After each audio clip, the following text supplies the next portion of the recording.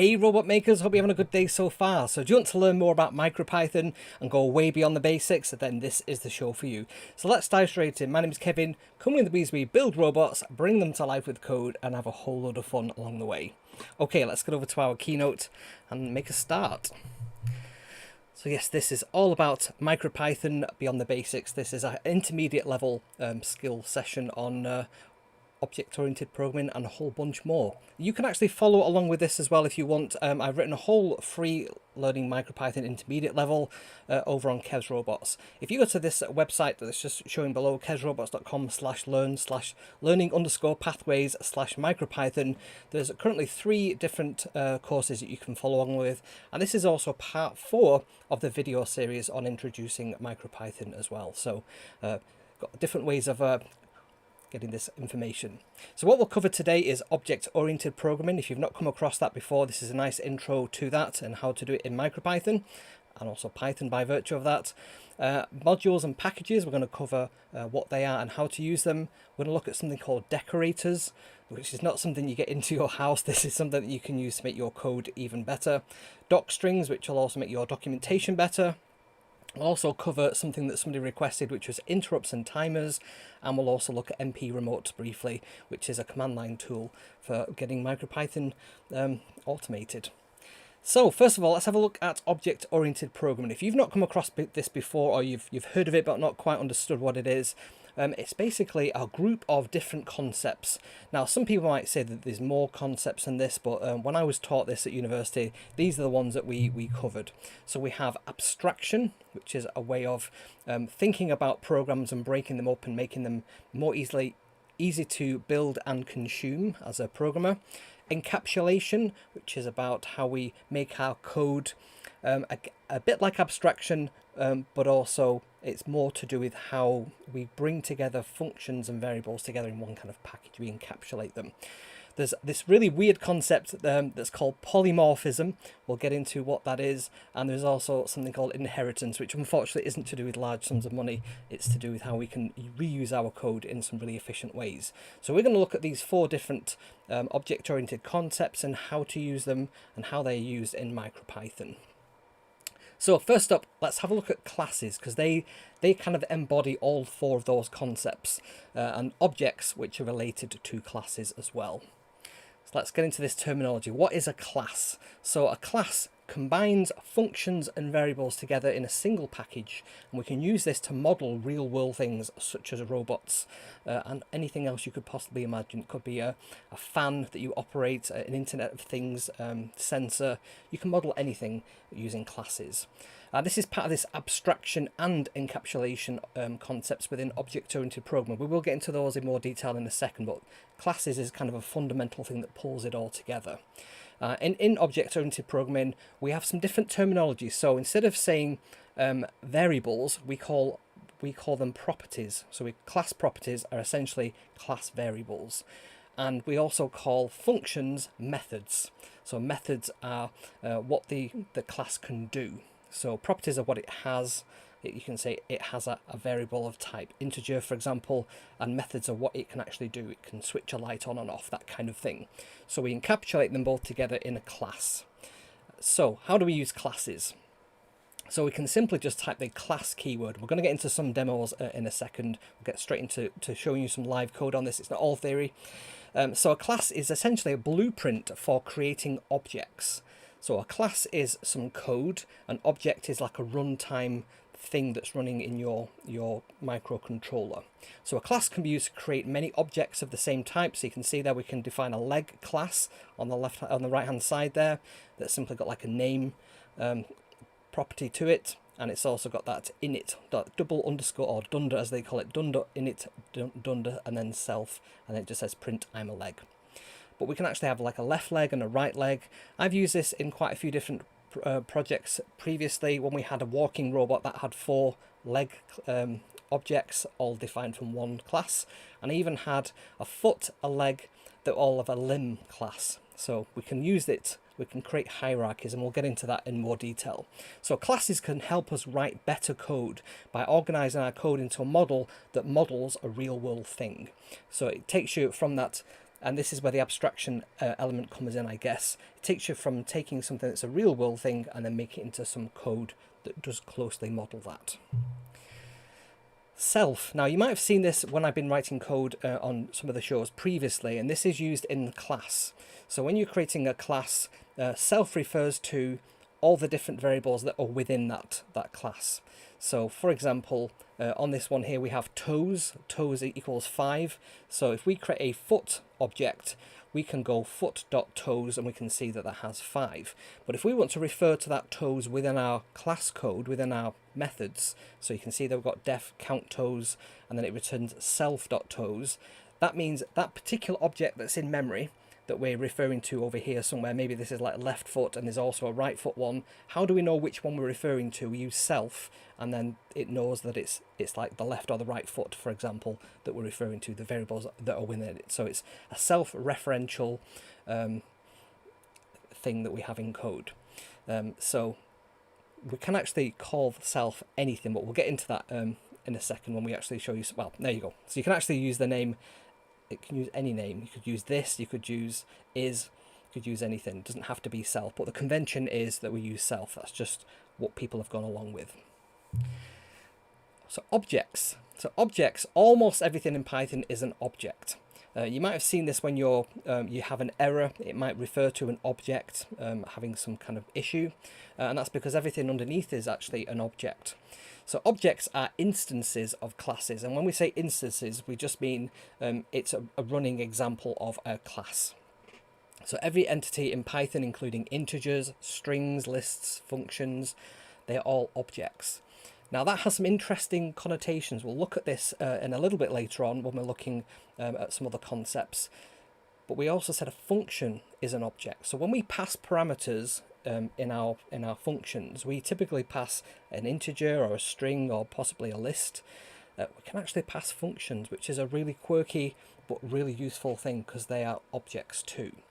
And what that means is we can attach functions as to variables, and we can do things like, say we have a string class, we could make it convert to uppercase simply by doing whatever the string is called .upper and the little brackets after it. Because it's an object, we can embed within it extra functions, and we also get all those functions with it if we inherit it. We're going to look at the inheritance very soon.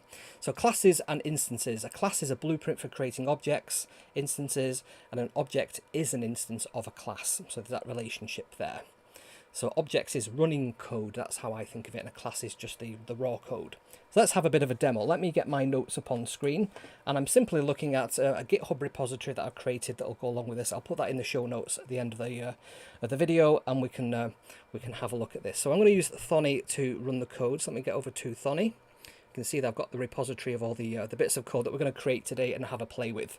So the first one we want to create is a class. Let's just do this. So we type the word class. And the convention is the first character of the class name is always uppercase, and that's one of the ways we know that this is a class. So we're going to create a class that's called Robot. We're going to give it a name. Let's just give it the name Robbie by default. And let's create some functions. So I'm going to do this _init. This is a function that's always used when we're creating classes, and it's called a constructor. It's the first piece of code that gets run automatically when you create an object from that particular class. So anything that we put in here will get run automatically. Now I'm going to do another couple of things in here. I'm going to do name equals none. Let me talk you through what these are once I've just written it out. So if name is not none, then self.name equals name. Okay, and let's just create one more. This is another special one, so _str. We do self again, and then we can simply just return the f string, which is a type of string that you can have variables in. So let's do my name is, and then in these little squiggly brackets, self.name. Right, so I'm going to tell you what all these things mean in a second. So that's the class defined. Let's just create some code that's going to create objects. So bot equals robot. And then let's do bot02 equals robot. We've got two robots. And we can print bot. And we can also print bot 02.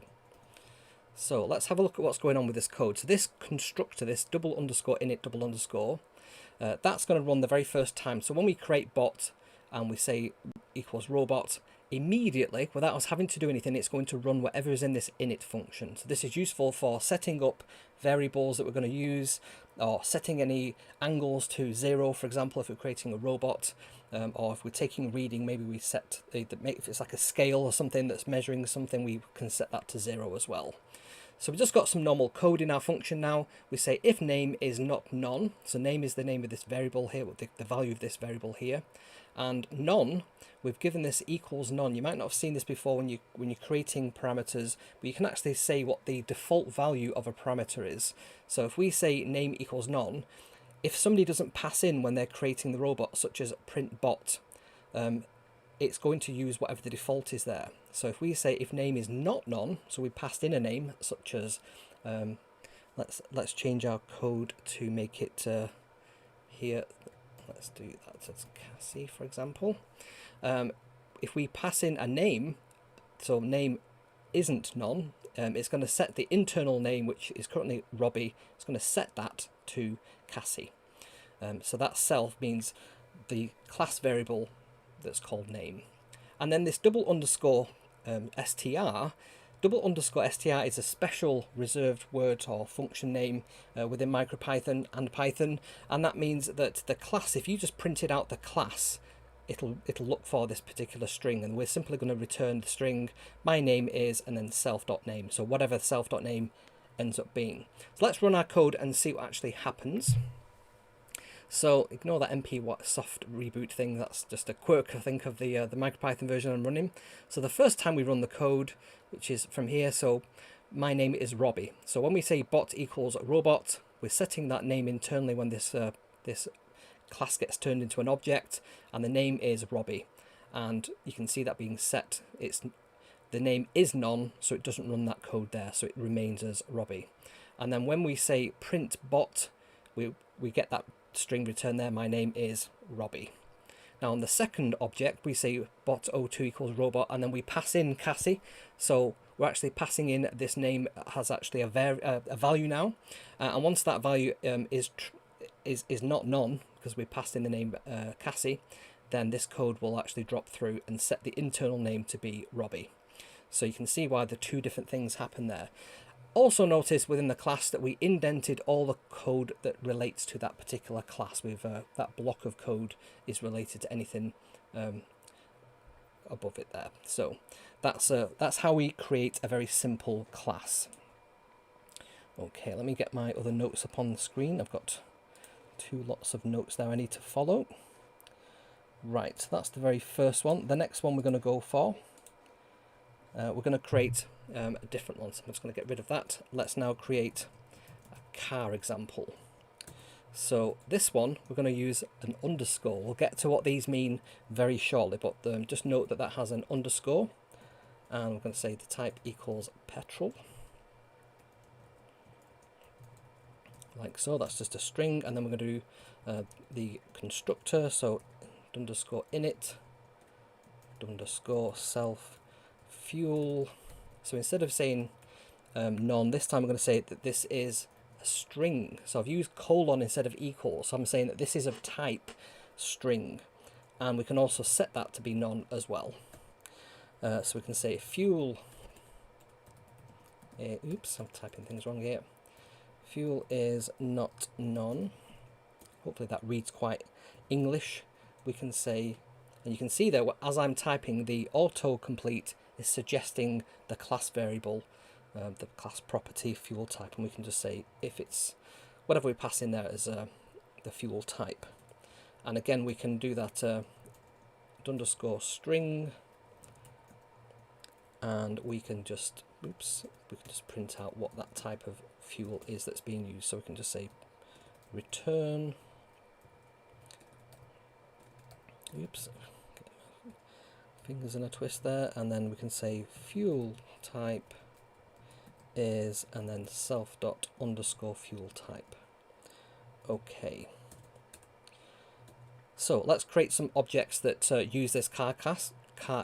So we'll say gas gas guzzler. When I was in the US recently, I had to fill up a rental car that we had. I had no idea how to operate the the gas pump. You'd have thought they'd be like similar across different countries, but no, it really confused me. So I think in the UK you can just like take your fuel, put it in, and pay at the end. And it seemed to be in this one this particular gas station that I was using, you had to type in how much fuel you wanted to use, and then it would like dispense that amount of fuel and then stop, which was quite cool, but I had no idea. So when the guy came out and said like, can I help you? I'm like, I'm British, I have no idea what I'm doing. I thought that was funny. Right, so there we go, and then I'm just going to print a gas guzzler as well. Right, so what's going on here? So I created the constructor, so it's going to check the fuel type. If there is a fuel type provided, it's going to set that. If not, it's just going to leave it as petrol. And we're also going to have that similar kind of underscore string function just to print out the fuel type. So this is quite similar to what we've done in the previous one, but we had that underscore. So we're going to cover what that means in a minute. So let me run this and see what happens. So the fuel type on the very first one, the gas guzzler, because we've not specified a type, it's just saying it's petroleum. And if we specify the fuel type for Zoe, we said fuel equals electric. We could have done just electric. That will also run just fine. And that's because parameters can be positional. It could be just the order that you do them in. But you can also provide, I think this is a better programming, you can provide the name of the variable so it can match them up much better. So we've just said electric, and then we printed out Zoe. Zoe is electric, and then gas guzzler is petroleum. So there are a couple of examples of how to use classes. Right, so for the next one, I'm going to grab a load of code and then I'm going to run it. So let me just grab this from my other computer. I'm hoping it's going to do what I'm expecting it to.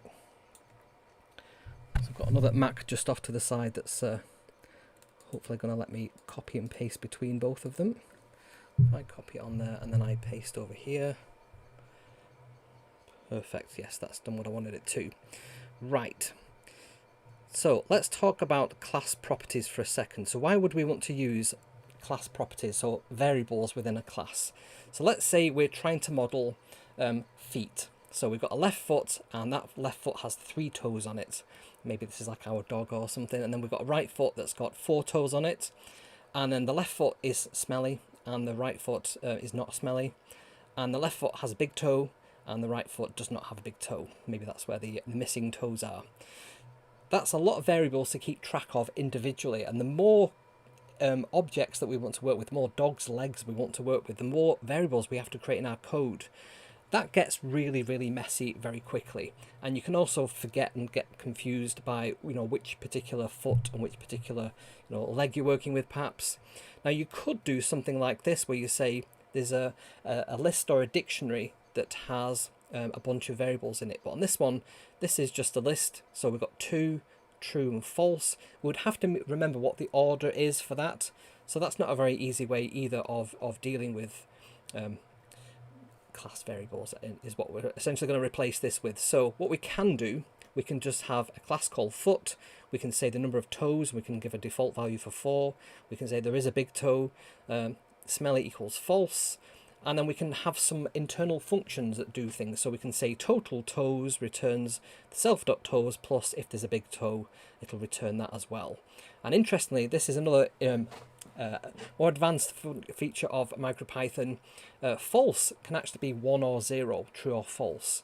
So we can actually add an integer to a Boolean, and that's quite a valid thing to do. So if we had false, that would be 0.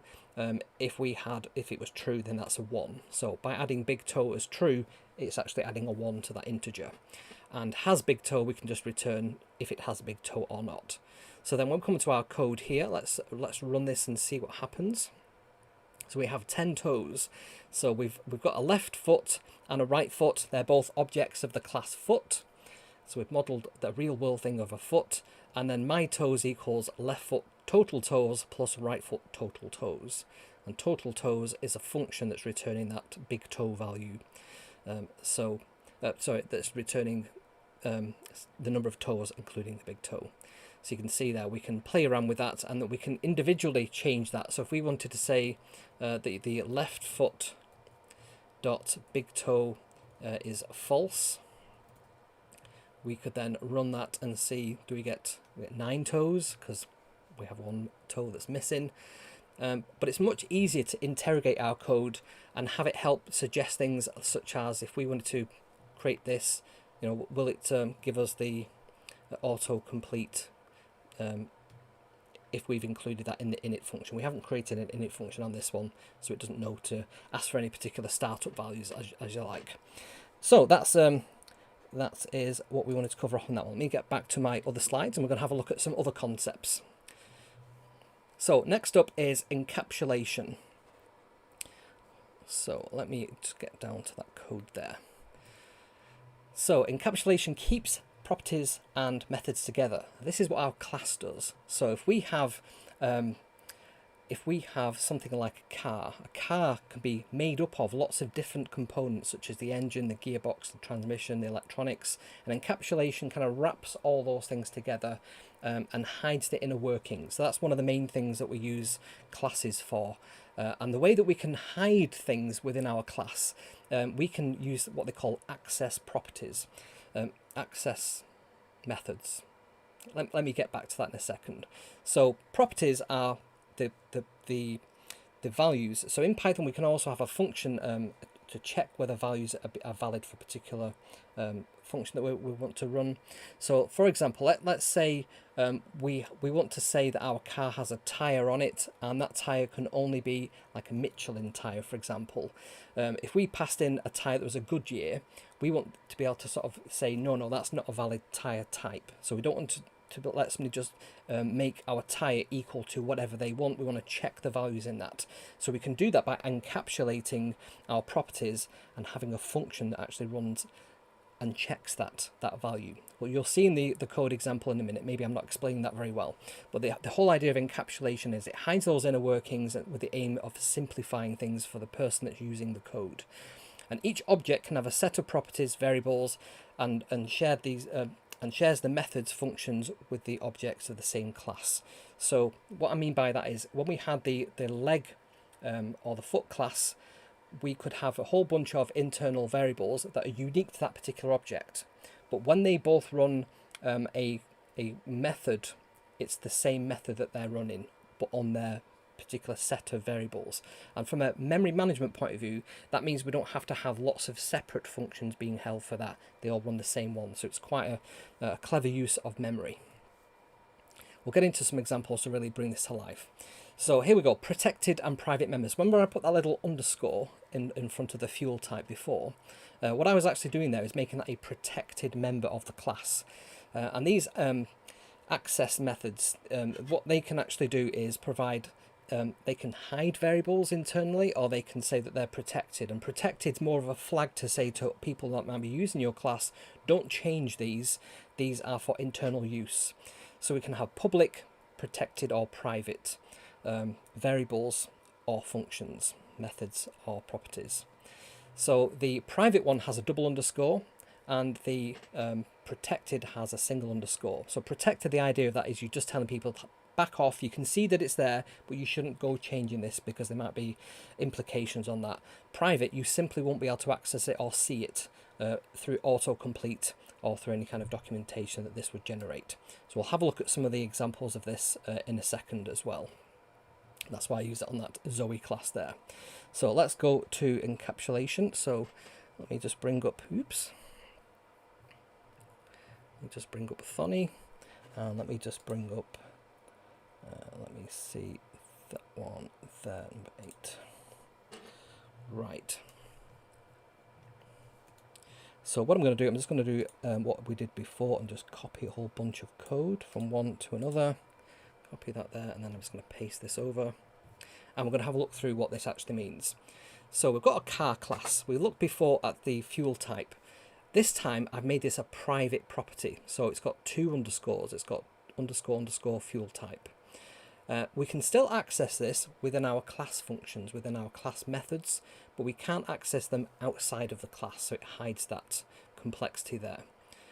So we then do the same kind of thing. If we haven't set the fuel type, it will set the fuel type to petrol. Otherwise, we can pass in a particular fuel type. We can print out the fuel type is, and I've also included 3 other things to show you how this will work internally. So we've got double underscore private method, and this will say this is a private method, single underscore protected method, this is a protected method, and public method, which doesn't have any underscores in front of it, this is a public method. And then we've got gas guzzler equals car, the Zoe is the electric car that we've looked at before, and then we're going to try and access from outside of the class, so through the object itself, Zoe.public method, Zoe.protected, Zoe.private. So let's see what happens when we run this. We're going to get an error.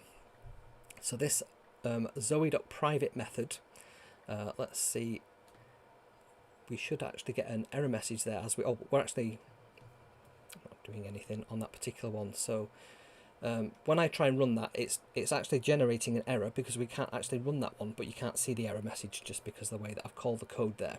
So we can see public method, we can say this is a public method. It's actually done what it shouldn't have done. I think that's because I've typed it directly, and I'll explain what's going on here. So when I type in dot, I can see public method, I can see protected method, I can't see private method. However, it is still there. It's just a convention. They call this name mangling in Python. So if you know it's there, you can call it, but really you shouldn't do. So we can actually, within our code, see this. If I go into private method, for example, I could see the fuel type. You can see that we've actually used it in other code there. So I could say self dot double underscore and then fuel type. So we can access that from within our private method within our class. Let's just make that print out or return or something like that. I don't know. Let's just return just to do some kind of code there. But outside we can't see it in autocomplete, and really we should be telling anyone that exists. That's just an internal working and people don't need to know that. So the reason that we want to do these kinds of things is to make our code simpler and cleaner for people actually using it. So when they want to investigate this, I'm not sure if there's any, let's see, object inspector. Let's click on, let's run the code. Now let's see if we get any of the things up there.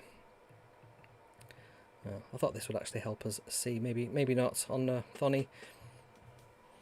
Okay, so let me see if there's anything else I wanted to cover off there. So yeah, let's go for the battery example. This is a nice one, so let's just copy this.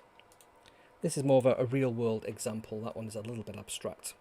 So we've got a robot, it has a battery, and we've got some internal values that we want to keep private. We don't want people to really know about these. So we've got a double underscore battery max voltage at 4.2 volts. So this is like a LiPo battery.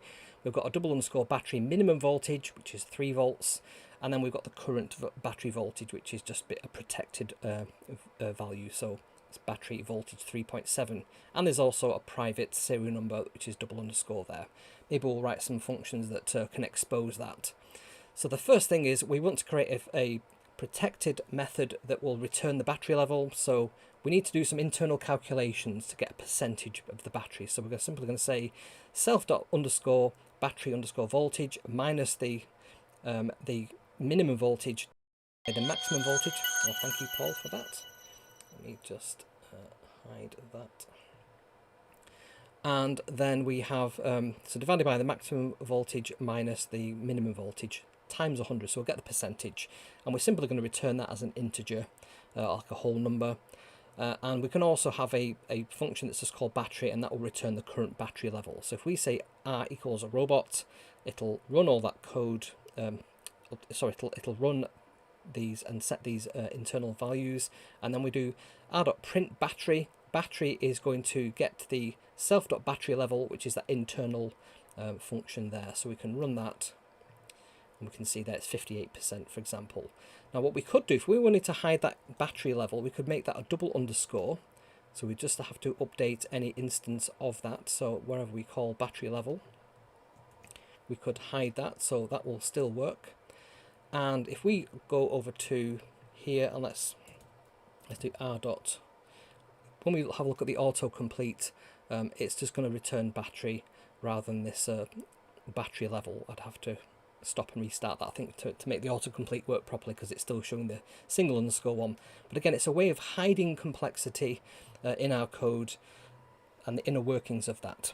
Okay, let's jump back now to the slides. And let's move on to the next one, abstraction. Right. So abstraction also hides unnecessary complexity, similar to the encapsulation, but this is more about just thinking at a high level, how are you going to build your classes? So if you are creating a car class, that's made up of an engine, a gearbox, transmission, electronics, seats, you know, all the gubbins you get on a nice car. And we could think about that from a class perspective if we're part of the software team that's creating the software for this car. So we might have an engine management class, we might have a gearbox and transmission class, we might have an electronics class that model different elements of the car, and the car can be made up, can be composed of all those different components. So we've got an example there. A start button on the car hides all the complexity of the sequence of actions needed to turn the engine on. So it might briefly make the starter motor work, check the fuel levels, check the oil levels, check any dashboard for indicator lights, that kind of thing, present that to the user, and then it will start the car. You might even have something where if you've turned the key for like 15 seconds, it will actually cut off the starter motor so it doesn't burn out. All that kind of stuff we can simply have with a start button. And in Python, we can hide any of these complicated code or functions to the end user and provide like this simpler experience. So that's what abstraction is there for. So let's have a quick look at some abstraction. So let me pull up the code next for this. Go over to here. Right. Let's grab Funny again. So this time I'm just going to grab this code here. And let's paste this into Funny. Right, so we're going to look at bike as an example. So we're going to define our bike class. We're going to do the double underscore init double underscore self make model. So we've got make a model of the bike. So we can then say set the make to be make, the model to be model, and the mileage to be 0. And mileage is a private, it's a hidden value there. And then we're going to have a function that's called ride, and ride will simply have a distance. So how far have we gone on a journey? And that's going to increment by that distance the internal mileage. So the mileometer on the bike will get that. And then we've got a nice public way of getting that mileage. So rather than people setting the mileage, because you shouldn't be messing about with your mileometer, we're going to have a get mileage function for that. So let's run this code and see what happens. So we have the bike, which is a Yamaha MT-07. We're going to ride it for 100 miles, and then we're going to get the mileage, and the mileage is 100 miles. So nice and simple code there. That's an example of how we can hide that complicated detail. We can abstract out the bike into a class, and we can make it like a real thing. Right, let's go to the next block of code. And let's grab this. This is another real-world example. Let me just grab all that. And let's paste this in. So this is an example of how we can use modularity. Like I said, we can have a gearbox, an engine, all that kind of thing as separate things. This is an example if we were building a robot of how we would do that in our code. So we would have a class for a sensor. So this is going to read a value. We're going to simulate that value coming back as 42, for example. Do I pick that number? We're going to have a motor class. This is going to be able to move. So we tell it the direction, and it'll move in that direction by making the motors whir around. And then we've got the robot itself, which is made up of the sensors and the motors. We could have perhaps more than one motor, one for each wheel, and the sensor in this, say it's like an ultrasonic one, for example. And then we've got two functions in the robot. So move forward, so this is going to make the motor.move function, and the read sensor is going to do the self-sensor.read value. So it's going to use those which we've defined in our init function, self.sensor, self.motor, which in turn are the classes sensor and motor, and it's going to call the motor move and the read value of the sensor within our code if we do that. So we're getting a hierarchy of code and classes being called. So if we run this code, let's see what happens. So our robot is called Robbie, a Robo even. We're going to move the robot forward, and then we're going to print out whatever the robot read sensor is, the distance that it is to an object in front of it, which is 42. And that could be 42 centimeters, millimeters, whatever. whatever our sensor returns back. So by breaking our code into modules, into different classes, we can make things much easier to manage. And typically we would actually put these in separate files and import them, and we'll get into that in libraries and modules very shortly. So that's everything I think I wanted to cover off in abstraction. So let me get back to our slides. And now let's have a look at inheritance. This I think is one of the coolest things about object-oriented programming in general, and specifically Python makes this really, really easy. So inheritance allows us to define classes that inherit all the methods and all the functions, all the methods and all the properties from another class. In fact, more than one class if we wanted to. So a parent class is the class that's being inherited from. So in this case, we have like a mammal class, and the child classes inherit all the class properties and methods. They're called derived classes. So we have a dog class and a dolphin class. They're both mammals, even though they're very different animals. So there's that relationship there. So a dog class could have things that are unique to a dog, like a tail, and it can woof, it can get very sick from eating a bone. A dolphin could have classes like, I don't know, attack shark or something like that. Functions that like attack shark, things like that. So we can have very specific functions and variables for each of the classes down the hierarchy.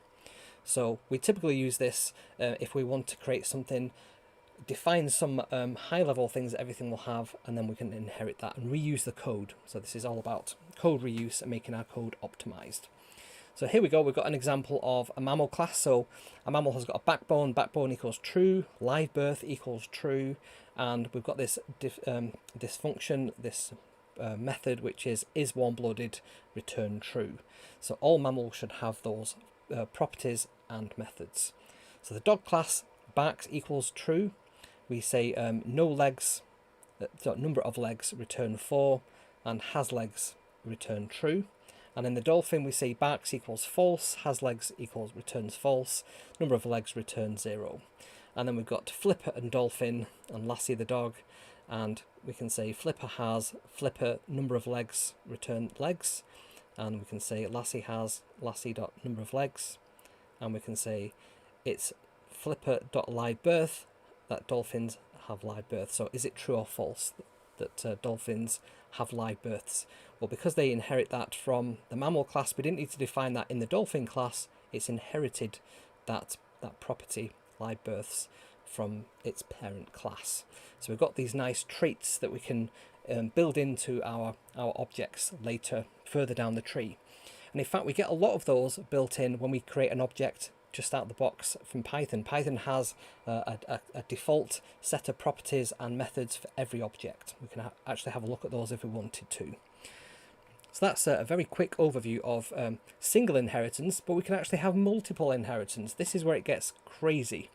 So you can inherit, just like people do, we can inherit traits from 2 or more classes. So we can have multiple parent classes. So when a class inherits from multiple classes, it inherits all the attributes and methods from all of its parents and classes. So have a think about what that could potentially mean then. What happens if you have conflicting parental attributes? How will it handle that? Things like that we need to think about in our code and make sure that they don't actually get baked into our code later on. So we've got 3 classes being defined on the right hand side: Class A, Class B, Class C. Class A and Class B are both parent classes, and then Class C is the child class of both. So you can see we have Class C, and then in the brackets that we normally have nothing inside, we can say A and B, and it's as simple as that, and it will inherit all the methods and properties from the classes we provide. So we can then look at Class C, and we can see that we can call method A, B, and C because it's inherited all of those and has C of its own. So that's pretty cool. So if you like what I do and you want me to make more of these kinds of videos, please like this video. Drop me a comment, let me know if there's anything that you would like to see more detail of in future videos, maybe a slower, more in-depth discussion about that. And if you haven't subscribed, please subscribe. It really means a lot to me and helps grow the channel, which is something I look forward to seeing every week. And I do go live every single Sunday, 7 o'clock British summertime or GMT, depending what time of year we're in. And you can come and chat with me once we've had the main show. So let's have a look at inheritance next.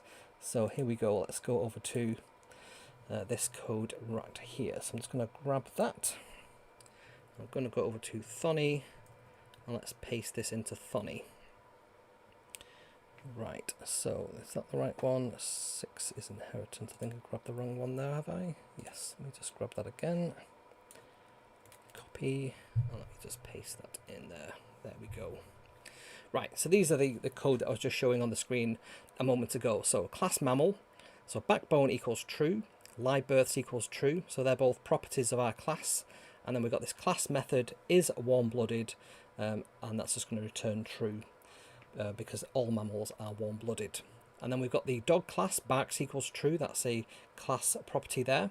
And then we've got two class methods, number of legs returns 4, has legs equals true, or returns true. And then the dolphin class is inherited from mammal. Notice that dog is also inheriting from mammal, which we defined there. And the dolphin class, barks equals false, has legs returns false, and number of legs returns 0. And then we can say flipper, which is an object of type dolphin, and then lassie, which is a type, an object of type dog. And then let's run this code and see what we actually get there. So flipper has flipper number of legs, 0 legs. We can say lassie has lassie number of legs, which is 4. And then it's true that dolphins have live births. So it's flipper.livebirths, which inherits from the mammal class. So that's an example of how we can use inheritance in some of our code, and it's as simple as that. It's not very many lines of code to do that. So that is the first one I wanted to cover off, which is number 6, and let's go for multiple inheritance next. So the screen has decided to go a bit funny there. There we go. Let's grab that, copy that, and let's paste this in here. So here we go, this is the example that we had on screen. So class A, we're going to have a class method that's method A, and that just prints out method A. Class B prints out method B, and class C, which inherits from both A and B, just separated by a comma, and that's going to print out method C. So if we then have an object that's called C, that is an object of type C, we can use method A, B, and C because it inherits both of the parents. So let's run that code. You can see there, method A, B, and C. Nice and simple. So I think that's everything on the multiple inheritance. So let's get back to here. Polymorphism. This is a really weird concept in object-oriented programming. In C, you can actually change the meaning of symbols such as the plus, the minus, multiply, divide. You can override all those functions to mean whatever you like. Now in Python, we don't quite go that far. In polymorphism, let's get into what it means. It's the ability of different objects to respond each in their own way to identical methods. So we could have a dog class that has a method that's called makeSound. We could have a cat class that has a method that's called makeSound. And we could have a cow class that has a method that's makeSound. And Python doesn't care. If it walks like a duck and it talks like a duck, then it's a duck. So this is what we can do in polymorphism within Python. We can use the same name method in lots of different classes, and Python will essentially treat them the same as long as they have the same number of parameters, for example. So polymorphism allows the same method to be used on different objects, each having its own implementation of the method. And that's as far as we go in MicroPython and Python for what's known as polymorphism. If you've used this in other languages, you can do an awful lot more than that, but we don't need to do any more than that in MicroPython. It's a weird enough concept as it is. So we can have a bit of a demo of that. So let's go over to, this is number 10. Let's just grab that. Now let's go over to Thonny. Let's paste in our code. So we've defined a class of type animal, and this is going to just have a internal property that's called name. And we're going to say there's a function, there's a method for that class that's speak. So animal speaking, this is going to print out to the screen. And then we've got the dog class that also inherits from animal. And you can see there we can say super, which will call the constructor, the dunder init dunder self name, and we can also then have our own breed provided in there, and we can say dog barking. So we can say animal, animal equals animal. We can say dog, Labrador, and dog speak. Let's just run that. Dog barking. And we could also then have another class like class cat. That could also be of type animal. We don't actually have to inherit these, but I'm just showing this for example. And we could just say def speak, self, and then print. What's the cat going to say? It's going to say meow. Like that. And we could just do, what's my cat called? Trixie equals cat. And then we could just say cat.speak. Let's run that. Oops, so what have I done wrong there? I need to pass in the type and name of that, so let's just say this is a cat and it is a type Moggy. Let's see if that works fine. Nope, it's not happy with that. What have I done wrong? I've done something wrong somewhere. And it's in the cat. It's the init function. Let's just bang in an init function and that should solve that. Nope. Line 28, what's going on there? Cat. Maybe if I just get rid of that, pass that in. Let's just do that. Cat isn't defined, and that's because the type isn't being defined. I'm going off script here, and that's why I'm making a mess of this. You get the idea though. We can have different classes that have the same function name and we can treat them the same in our code. Right, let me go back to the slides and carry on. I think it's a weird thing, polymorphism. I don't use it very often to be honest. So decorators, these are really cool. This is something that can really enhance your code and make your code do so much more. It's used quite a lot in production code that I've seen. I've seen some examples of products that have been commercially made and they use decorators quite a bit just because it just makes your code so much more enhanced. So one of the things that we can do in Python, we can have, just like we have with classes, we can have functions that have inner functions. So we can define a whole tree of functions if we wanted to. Now the reason we would do this is because of something that's called scope. So if we have a function that's inside a function, only that function that it's within knows about that it exists and knows about any values that it might return, for example. So that idea of scope is a way of limiting the complexity. If you go back to that abstraction and encapsulation concepts from before. So we can also pass functions as parameters. That's something else to be sort of mindful of. Let's make sure we get that that code up there ready in a second. So we can use these inner functions to add code before and after an existing piece of code. And we can use this @ symbol, which is the decorator, with the name of the function that we want to wrap it around, or wrap it within. And that means we can pass it essentially as a variable, pass the function name as a variable to another function. So let's have a look what's going on in this code here. So this decorator function is being passed a function, and then within it, it has a wrapper, an inner function, which is a wrapper.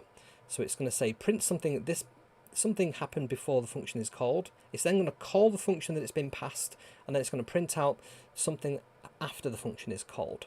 So essentially we've created a wrapper. It does something before, calls the function, then does something after, and then returns that wrapper, which is any variables or return results that come back from that function being called will get passed back up the chain. So this @ thing here means wrap this function print test, pass it as a parameter to the inner function wrapper, print something before, run it, and then print something after it. So we'll run that code in a second in the demo and you'll see exactly what this means. But we can do all kinds of clever things with this. If we wanted to log out some error messages, we could have a logging decorator. If we wanted to make something, we use it quite a bit in Flask when we're creating websites. We can have like a root decorator, which makes a function run whenever we have a particular root accessed, which is like a URL. All kinds of cool things we can do with this. This is one of the cool functions of Python. We'll have a demo of this for sure in a second. Now, one of the common things we do with decorators is we can often in our code we will have get and set for our properties. So we might want to get the speed or set the speed, for example, of a servo. And one of the annoying things is if you have functions, they have these brackets, and simply you might just want to set a value or get the value back. So getters and setters can have the property and setter. You can see that that's speed.setter decorators. And these mean that we don't need to have those parameters, those brackets at the end. We can treat it as like it's a variable itself. This is so cool for doing many different things. We'll have a look at this code in depth in a second, because there's so much we can do with this. So this at property we can use to read a variable, and the at setter, and then dot, and then the name of the function that we want to run, the name of the property that we want to set in effect. We can use that decorator there, and that will set that variable within our class. Makes our code so much more usable. So let's have a look at how to do this in our decorators demo. So this is code number 11. Let me just grab that. This is really cool. Let's get over to Thonny and let's just run this. This has all been run on a Raspberry Pi Pico, by the way, which is just on the desk here. Just if you were curious what was actually running this on. Okay, let's get over to Thonny. Let's paste this in. So this decorator, we're going to have a function that's called decorator. That might confuse you. Maybe I should have called it something else, but it's just a regular function. Within that, we've got another function that's called wrapper. So decorator is going to take an object that's called function. We can actually pass in a function itself into a function, which is just inception. And then we say function wrapper, print something, run that function that's been passed in as a parameter, and then print something after. And then we can return wrapper to the calling function, which is decorator, and that would just return any variables or exit codes or anything like that. Then we use this at decorator, which is what the decorator function does. It will wrap within this block of code here. It will drop it inside something like this function thing here. So we've got a function that's simply called print test. We're going to then run print test. So let's run this and see what happens. So we run it, it says something's happening before the function is called. It's then saying test, because that's what our function here does, and then it's going to run something after it. So what we could do, instead of saying something is happening, we could say log entry, and then maybe return whatever the time is. So it's like 1957, something like that. And then we could have log entry, and then whatever the time is when we finally run it. And we could have more than one function. So we could have another one which is like a printer test, something like that, and then print another test. And then we could have that run down here. We could make that have the decorator. Let's run it without the decorator, and then let's run it with the decorator to show you the differences. So there we go. Let's run this. So log entry, then we're running our testing, and then there's another log entry. So we could change this to be logger or something like that, for example. So let's say that that's called logger, and then the at decorator would simply just be at logger, because that's what we want to wrap it around. So let's run that again to show that that's the same. Now if we want to add that logger to this other function, this print test, we can do that, and it's going to have two lots. So we've got running another test, and that's been wrapped by that same logger function. So being able to put a function within a function using a decorator, we can add all kinds of extra functionality without changing the simplicity of that original code that we have there. And it also means that we can change the complexity of the inner workings of that decorator without changing our function as well. So we could have all kinds of debug code added to existing code simply by adding a decorator, and we can simply just switch them off by commenting them out if we wanted to, or just removing it entirely. So I think this is one of the coolest functions of MicroPython, and I would definitely invite you to use that yourself. So let's go to the next example there, which is the at symbol. Let me just go to that. Yes, I think we have essentially done that one. Let me just go to the getter and setter. This is much more interesting, I think, as a pattern that we normally use in our code. Right. So we've got a robot class. It's got a name and it's got a speed. Now the speed is hidden, so it's got this double underscore on for the property, and we have a decorator that's called property, and we've got this speed function, and it's simply going to return whatever the speed is. Now, because we've said property does something really cool. It means that we can use dot speed. We can say robot dot speed, and it knows that this is going to change a value. It's going to have a getter and a setter. So the getter will simply just return the value, and we don't have to have the brackets at the end. That's the thing that's different. And they have the same name, these functions, because one's a getter and one's a setter.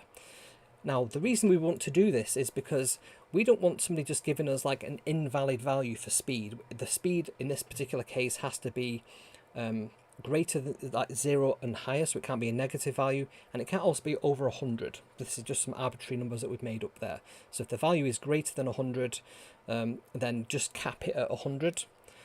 If it's less than that, then we can pass in the actual value.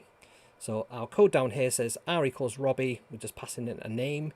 Then we're setting the speed, and speed isn't, speed is actually the property there, which we've used the property decorator for, which is a function, but the function doesn't need to have those brackets on it because it's being decorated by this property function, which means we don't need that.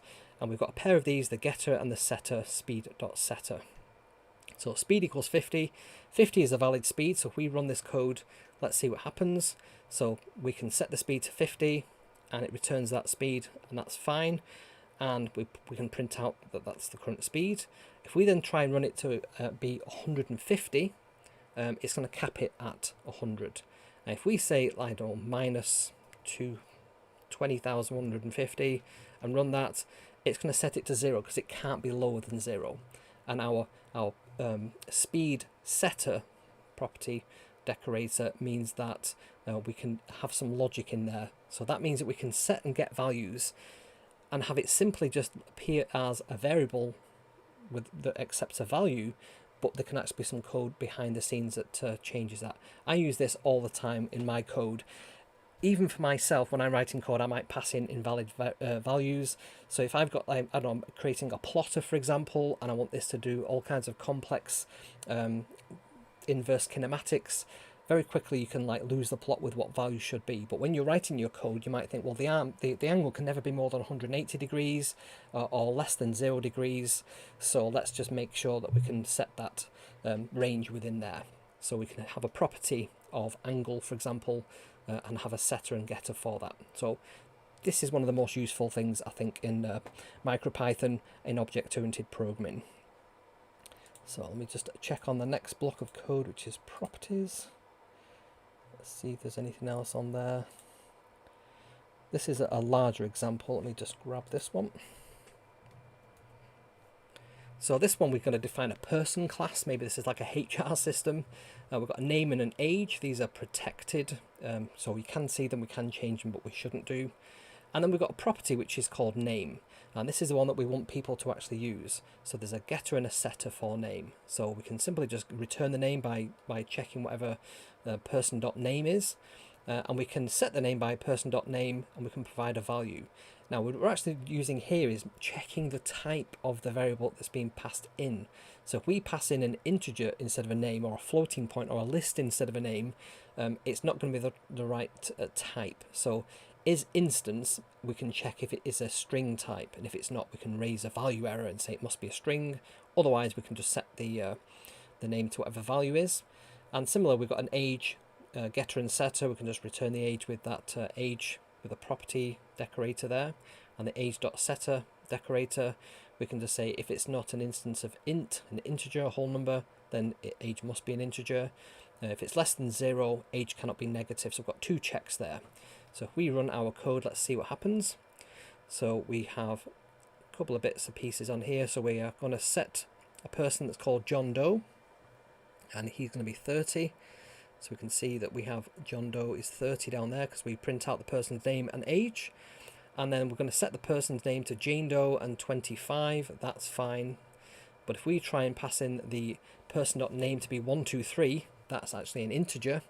That's not going to work. So it's going to print out that needs to be a string. And the age, we can't have that as -5. Age cannot be a negative number. So we can wrap our properties in decorators with some functions that deal with the logic specific to that particular property. Really, really useful code to have there. Cool. So let's go to the next piece. So let's back to the slides. Modules and libraries. I know, Jeff, you were asking about this in the chat earlier. So let's have a dive into what these are. So a module is a file that contains some Python code, including functions, classes, and variables. So we can create a brand new empty file that's got some class code in it, some variables in it, some functions in it. And that's all a module is. It's just a file with a name, .py, whatever that might be, and we've saved it on our file system. And modules help us organize our code by making it reusable. So if we define that person class or that robot class or that servo class, we could have those as modules that we reuse in our code, and we reuse those classes that we've really tested and we know that they work really well in our code. And the way that we import them is really simple. We just have the word import as we have down here. So this module, for example, is just called my module. It doesn't have to have the name module in it. It can be called anything.py. It's got in there some functions, some classes, and a value of pi, a constant. Notice constants are always in uppercase as well. And then we say import module, and essentially it'll run that code in there. It'll read in the function names and what they do, the class names, and if there's actually instructions to run code, it will actually run code when you import the module, but we haven't done that there. And then we can say print mymodule.greet Alice. So we've got this greet function, and it just says hello Alice. So that should print out that. We can say calculate mymodule.calculator. It'll run self x and y. It'll return x plus y. So we can say print calc add.5 to 3. And then we can say print mymodule.py, and it'll just return that constant that we've defined in our module. So modules are really a way of thinking about our code, putting them into separate files, separating the duties that they perform so that there's like a separation of duties. Think about functional programming. They should do one thing and one thing well, nothing else. We can make our code much more structured by having these as separate modules. And then we can then import them into our main program. We can have a library of these. So a library is a collection of modules that provide additional functionality to our project. So we might have a folder which has all these different modules in, and we can import that folder. And I'll show you how to do that in a second. And we can essentially just create a whole library of these useful modules. So if we're writing code, we can reuse that code simply by creating modules. Let's have a look at that and see how we can do this. I'll just grab my notes here. So we're on number 15. If I go over to Thonny, I can actually just grab the code straight from here. So I'm just going to grab this and oops. There we go. So I've got a module. I'm simply calling this one robot. It's going to set the name and return hello, I am whatever. So 15 underscore .py is the name of the module that we created. And if we load up this 15b, we can actually import, we actually have to have the right name, so it's 15 underscore my robot. I think 15 is actually an invalid, 15, yeah, it's probably an invalid name. Let's see what happens when we try and run that. Yeah, I don't think it likes that. So what I'd have to do in this particular case is just copy this file. Let's see if we can re-copy and save it as, save a copy, there we go. Save a copy to this computer as just 15 as module, just module.py will do fine. And let's just go back to main and grab that. I think I saved the wrong one there, didn't I? Let me just do that again. Save this, copy as module.py. There we go. Overwrite, yes.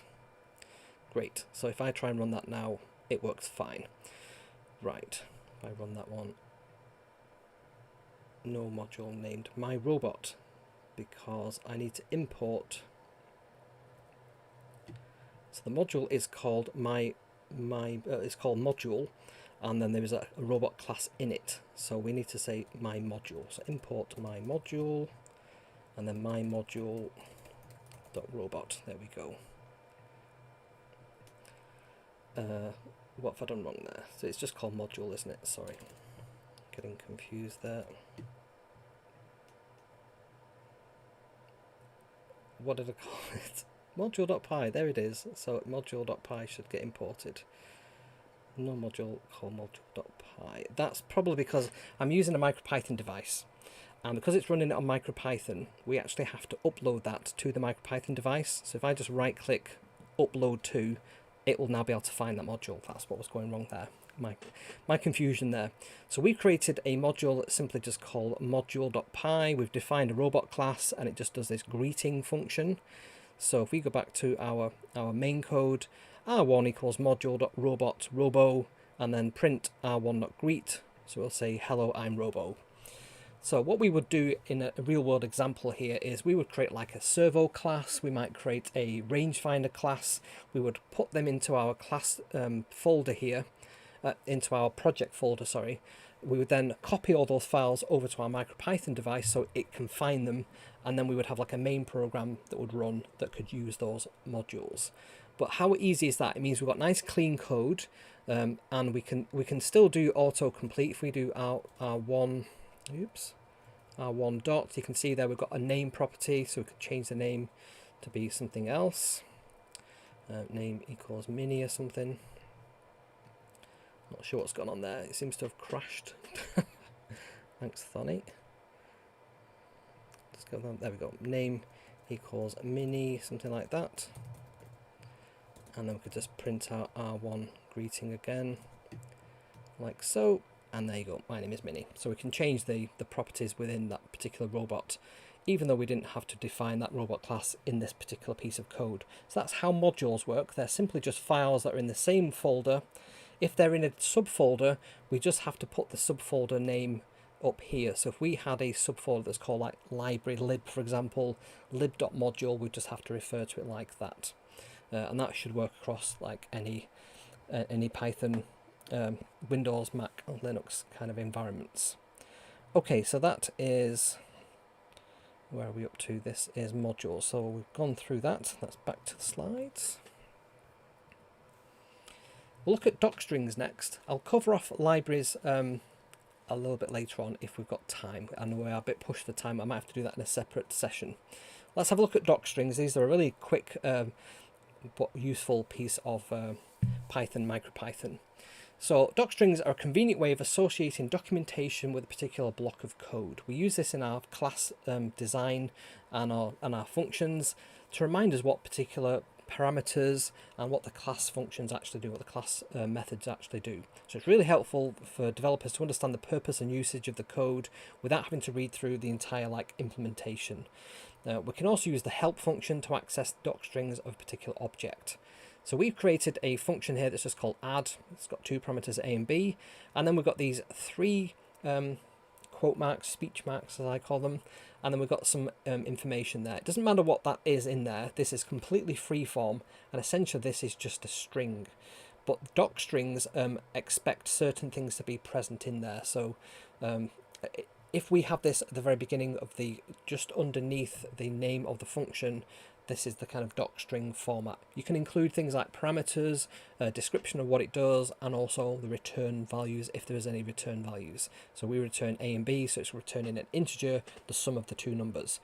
And this is really helpful to have in our code because we might forget long after we've written this code how it works, what it does, what it needs, what it returns, and how it does what it does, and we can put that into a docstring within our code. Really, really simple to do. So let's have a quick look at some code that does that.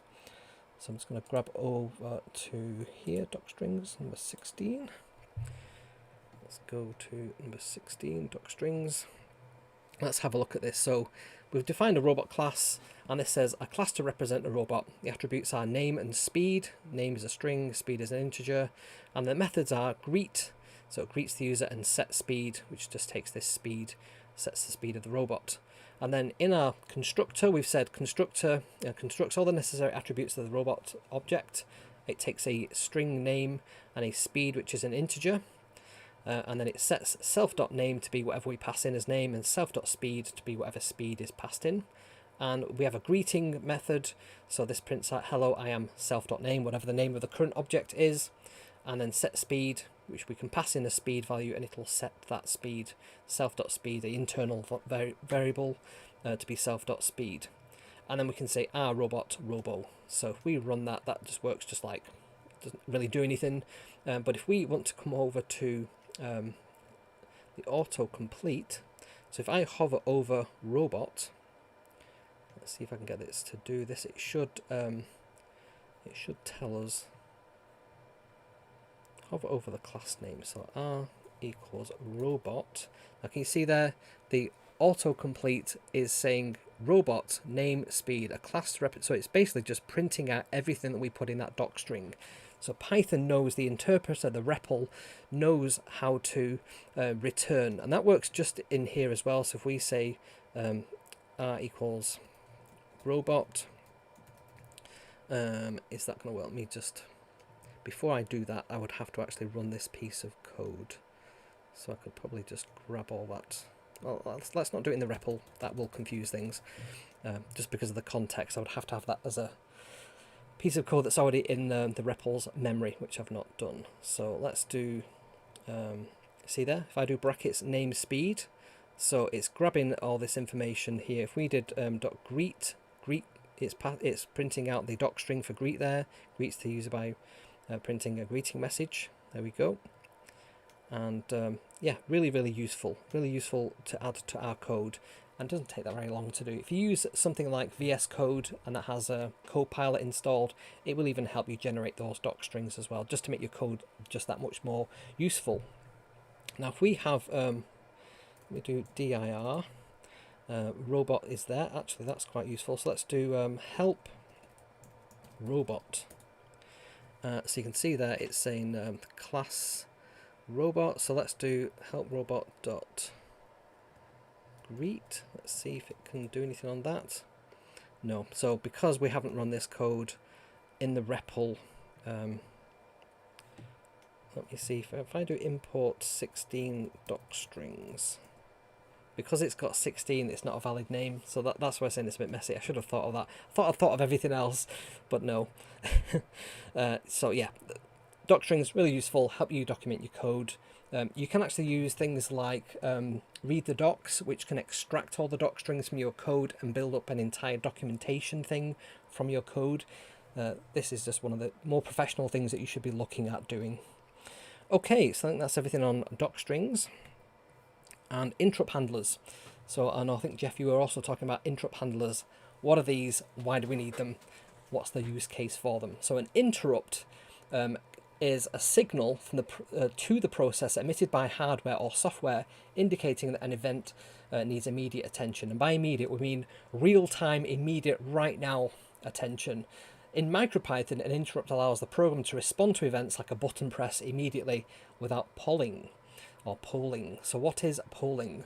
Polling is a technique where your program repeatedly checks the status of a device or condition at regular intervals.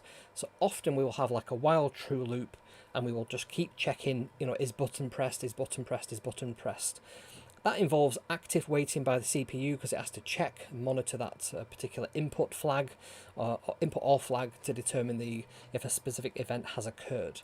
A different technique to that is interrupt handlers, and they can work by attaching a function, a callback function, to a specific event or timer, and then when that actually happens in real time, Python will stop the code that it's currently running and then go and run that callback code. Now there are some things to know about this. It isn't without like consequence, and you actually have to understand a bit about real-time programming and what re-entrant code is, for example. So hardware interrupts, we'll get into that in a second. Hardware interrupts are generated by hardware devices like timers, keyboards, network cards, sensors. Software interrupts are generated by software instructions like used for system calls or inter-process communication. So if we're creating like a UART, that might use some software interrupts when the buffer gets full to empty it and so on. And in MicroPython, interrupts are often used to handle events like pin changes, like if a button's been pressed, a timer, or some kind of overflow that might have happened somewhere like in a buffer. So things to consider about this. These are not trivial things to use. We'll have an example of something actually working in a second, so you can actually see interrupts working. Keep the code as short as possible and as simple as possible. Because these things are working and interrupting running code, we need to make sure they don't do a whole bunch of things that really slow down the rest of the code. Python will handle all the switching between the running code and the interrupt code, but we just need to make sure we don't make these too cumbersome. We also need to avoid memory allocation, so we can't append to lists, insert into dictionaries. We can't use floating point operations because these things in real time take a long time to do. They take many instructions, many operations to do. So consider using MicroPython.schedule to work around this constraint. MicroPython.schedule, you can look that up online to see how that works. But Python and MicroPython essentially have a scheduler inside, a task scheduler, and they can handle things like garbage collection behind the scenes without even knowing that that actually happens. Garbage collection is how we empty memory and defragment memory when we've got a memory constrained device. When the interrupt service routine, that's what ISR stands for, returns multiple bytes, we use a pre-allocated byte array. So if multiple integers are to be shared between an interrupt service routine and the main program, consider using an array. Array.array is the way that we can access that. And where data is shared between the main program and the interrupt service routine, consider disabling interrupts prior to accessing the data in the main program and then re-enabling it immediately afterwards. So this is where we get into the topics of like real-time programming. So if you want to handle real interrupts with hardware, you need to understand the programming concepts such as critical sections and re-entrant code. So where we have this idea of switching off interrupts while we handle a piece of code and then switching them back on again, that piece of code is essentially a critical section. We need to do some things in there and protect other things from changing while we do that. And then re-entrant code is code that's been designed to be interrupted and that not be a problem. And this was one of the big changes. If you remember like Windows 3.1 back in the day, or even macOS System 7 up to System 9, they were all cooperative multitasking. So they would coordinate with each other and say, I've finished using the CPU, you can now use it, and threads would cooperate in that way. If one thread decided, I'm just going to steal all this time, or even worse, if it crashed, everything would crash. And that was what happened with Windows 3.1. And when Windows 4 came along, Windows 4.0, Windows NT, to an extent Windows 95, all that did do both. And also when macOS 10 came along, they used re-entrant code, and instead of it being cooperative multitasking, it was like proper real-time multitasking. So they would run, and the hypervisor, the scheduler of the kernel, would run a piece of code for a period of time, depending on the priority of the code, depending on a number of other factors like how long it's run for, and then it would pause that piece of code and then load up another piece of code and run that. And they were all designed for that to work okay.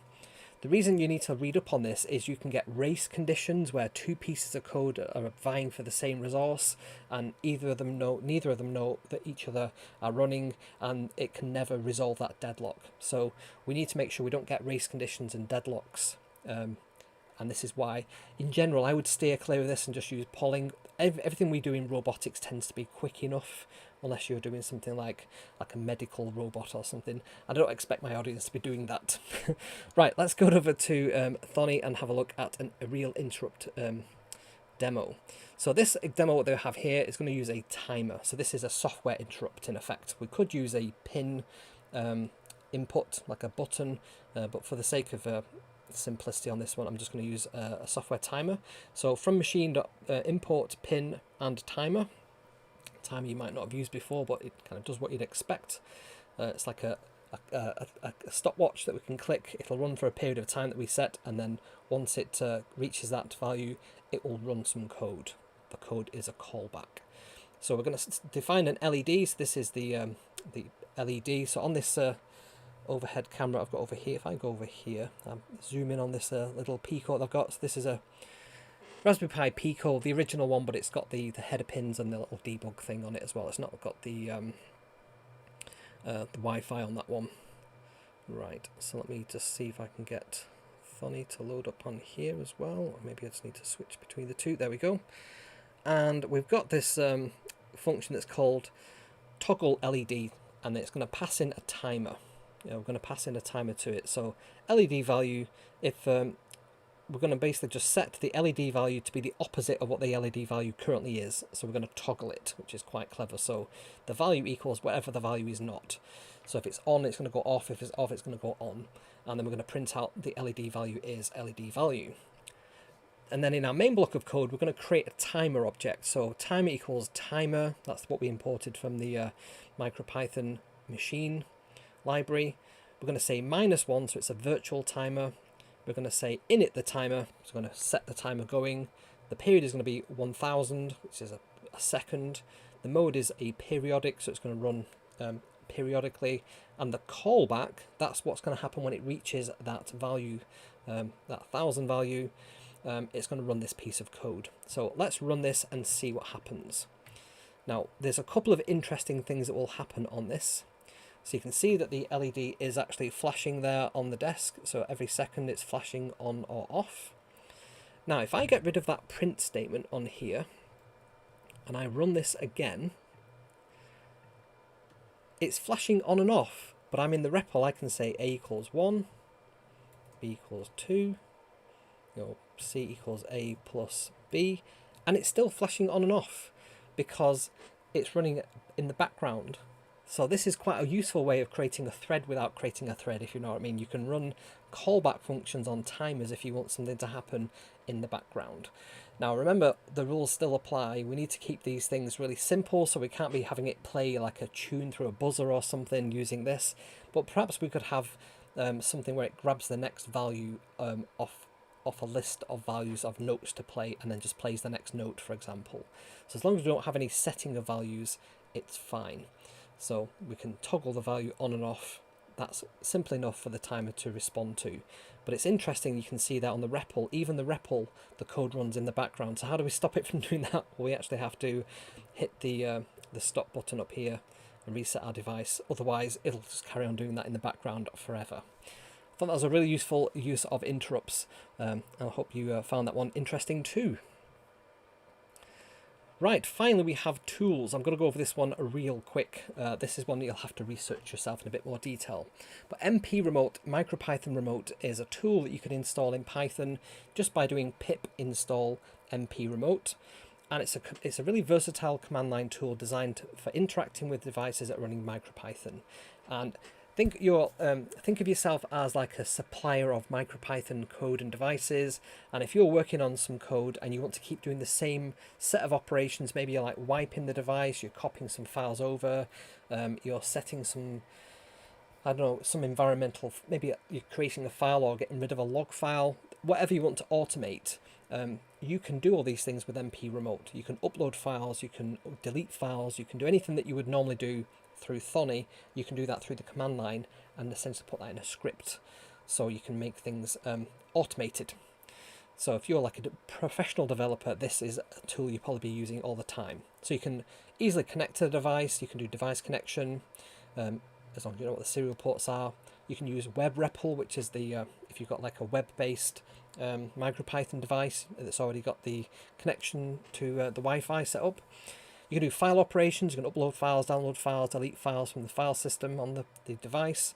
You've got REPL access, so you can actually do everything you would normally do in Thonny on that REPL, but you can do it on MPRemote. You can execute scripts, so you can run directly things on the MicroPython device from MPRemote, and you can automate all those things together as well. So it's very, very simple to use. So let me see if I can get this installed real quick on here. So if I go over to terminal, or just building out the show before, let me just run that. This is my Kev's Robot Docker instance. So let me just get rid of all that. There we go. Let me just get rid of that, and then we can exit that.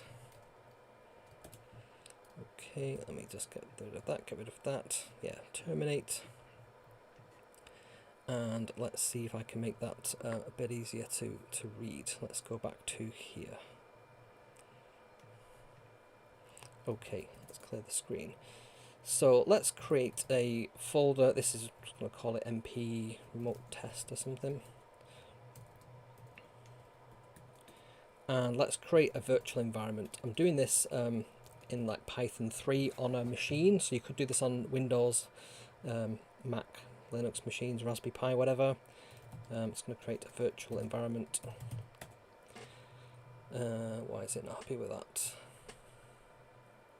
Oh, -m, sorry. There we go. And that'll create a little venv folder, and then we can just do source, venv bin, and then active. We've covered virtual environments before, So don't worry about that. It's just a way that we can then install MPRemote on this Mac. So there we go. So we've got MPRemote installed. So if I now type in MPRemote, you can then see it's going to try and connect to the Bluetooth incoming, which is probably the wrong one I want it to connect to. So let's do MPRemote and let's see if we can find some help on this. So if I want to connect to TTY USB 0, I'll make sure that Thonny's not running and trying to steal that at the same time. Let's just close that out. Nope. And let's see if we can do U through U1, U0. It must still think that Thonny's connecting to that. But yeah, if I figure out which TTY device I'm connected to, so LS, you'd have to know a bit of Unix for this one. So dev is where all your devices are listed, and TTY is like the terminals that are in there, which we have got many.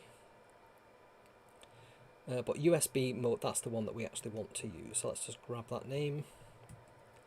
So if I now do MPRemote and then type in that, what's the command for running that? So if I go back to my notes for a second on that other slide, I think I've got got a whole bunch of them on there. Now, if you want to know this in more detail, if you actually go over to kevsrobots.com/learn/intermediate_MicroPython, if I actually go over to that down here, sorry, I'm all over the place here. We can actually find the MPRemote. I think there's a bit more detail in there as well. So we can run scripts, we can upload, download files, we can get device information, we can do all that kind of cool stuff. There we go, connect. That's all I need to type in there. So let's just try that. So if I do MPRemote connect and then the name of that device, it's now connected to that MicroPython device which I have on my desk here, this one. So you can use MPRemote to do all those cool things. I don't want to go through all those in detail now, but you get the idea. You can script them, you can connect to your MicroPython device, and that's really useful if you're doing very, very common, familiar tasks and you want to script them. Maybe you're setting up your MicroPython devices for a classroom and you want to have the same set of files on there. You can use MPRemote and run a script. And it could just be like a regular bash script, or it can be a Python script, whatever you want. You can use MPRemote to help you with that. There we go. Great. Let me get back over to my notes there. Okay, so we've had a quick demo of that. So we do have merch. If you want to grab yourself one of these amazing Kev's Robots Robot Maker hats, they're real conversation start. If you wear these out in public, people are like, you make robots, that's really cool. Maybe we can have a conversation. You get one of these from kevsrobots.com/merch and get your hat on.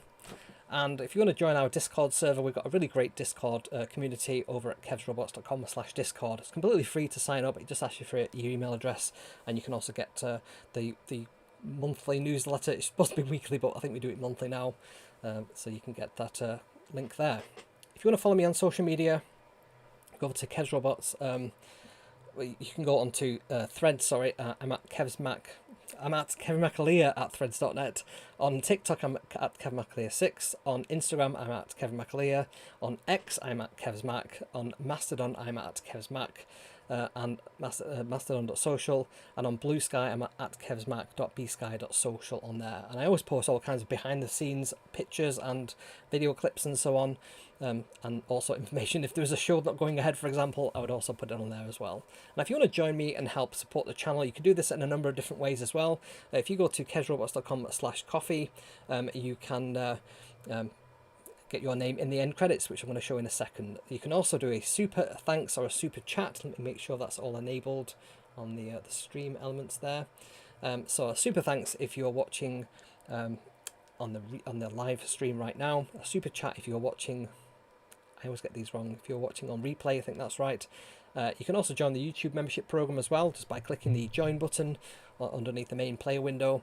And you can also buy me a coffee if you wanted to do that as like a one-off thing, or you can join the buy me a coffee membership as well. So you get your name in the end credits if you do any of those things, which is really cool and helpful to me. Helps me get more robot bits and bobs. So let's give a shout out to the supporters. These are the people who have been very generous. So we had 3 coffees in the past month. Well, 3 from John actually. Another John M, gave one, and somebody who wanted to remain nameless also donated a coffee. We had Shemi, Alvaro, Marie, Jeff, Steve, Diane Corti, Marlene and Tom are all Buy Me a Coffee members, so thank you guys for supporting the show there. And then on the YouTube membership side, we've got Oxford39, we have Ford, we have Alvaro, Alwond. I always get this wrong. It's not Alrondo because there's no N in it. Alrollo. That guy next. I'm so sorry. Paul, we've got Johnny, we've got Hybrid, we've got Dale from Hybrid Robotics, we've got Hans from Cheerlights, we have Stephen, we have Jonathan R, we have John Paul Jolly, Alistair Ware, Cassie, Tinkering Rocks, JDM, Johnny Bates, Michael, and of course we have Tom as well. Thank you so much for supporting the channel. I'm sorry, Alroldo, is that right? Aroldo. I always get that wrong. I'm so sorry. It's just, it doesn't roll off my tongue very easy. I get tongue-tied. So thank you so much for supporting the channel. It really does mean a lot to me. And that's everything I've got for you today on the main show. So it's at this point in the video where YouTube will suggest over here a video that it will play next. Please check that out. It should be of interest to you. And if you've not checked out the previous videos on MicroPython, I'll put a little link up there as well, so you can get to those very easily, to that playlist. And I shall see you next time. So thank you so much for watching. I shall see you next time.